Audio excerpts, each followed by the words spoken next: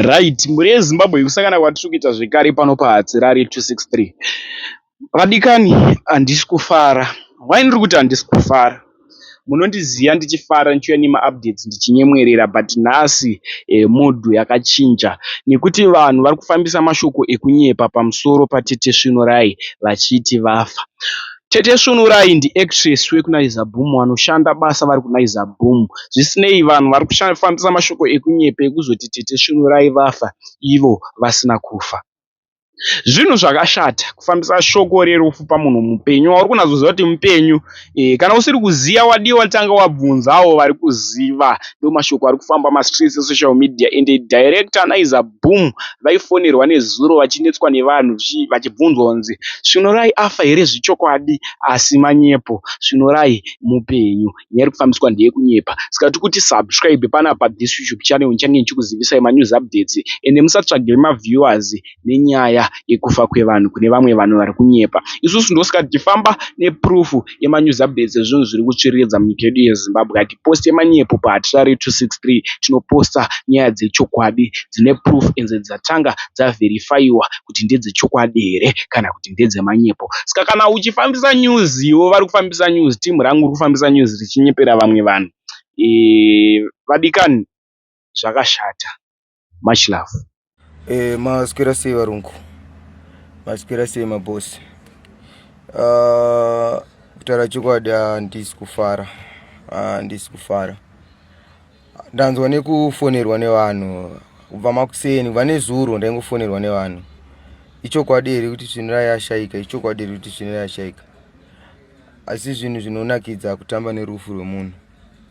Nyangwe tichitsvaga mari, nyangwe tichitsvaga content, nyangwe tichidii, ngatisatambe nerufu. Asi chinhu chiri right. Ngatidzidze kuisa information kwayo kuvanhu. Because iwo kana uchimhanyira kuposta kuti munhu afa, shuwo chako uri kushira kuti munhu afe, ndo zvauri kutaura. Ngatisaposte zvinhu zvakadaro. Kana usina information yakakwana usaposte. Usaposte zvako uchingogara chingotsvaga imwe content, tamba neimwe content. Kwete kutamba necontent yekufa kwemunhu. Because ndikuona vanhu wawanda vari kuposta kuti RIP Svinurai, but information yacho kwavari kuiwana vari kungowana kune mumwe munhu anenge angopostawo zvake achitaura zvinhu zvekunyepa. Ndanzwa nekufonerwa kubva makuseni, vane zuro, vanhu vari kungofona non-stop.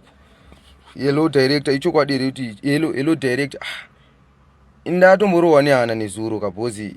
Ndakatanga kufonerwa makuseni ndakarara, ndichida kutomuka ndiende kunoona musikana.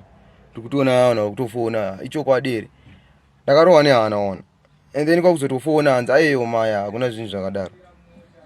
Musikana atori bho, haana kutomboita zviri kutaura izvozvo. Handisi kufara. Ngatiposte information chaiyo kuvanhu. And mafanzi musateerere vanhu vese vaiva vari kuposta vachinyeba kuti RIP vaiva. Kuna zvinhu zvakadaro. Information inobva kune isusu vanoshanda naSvinurai.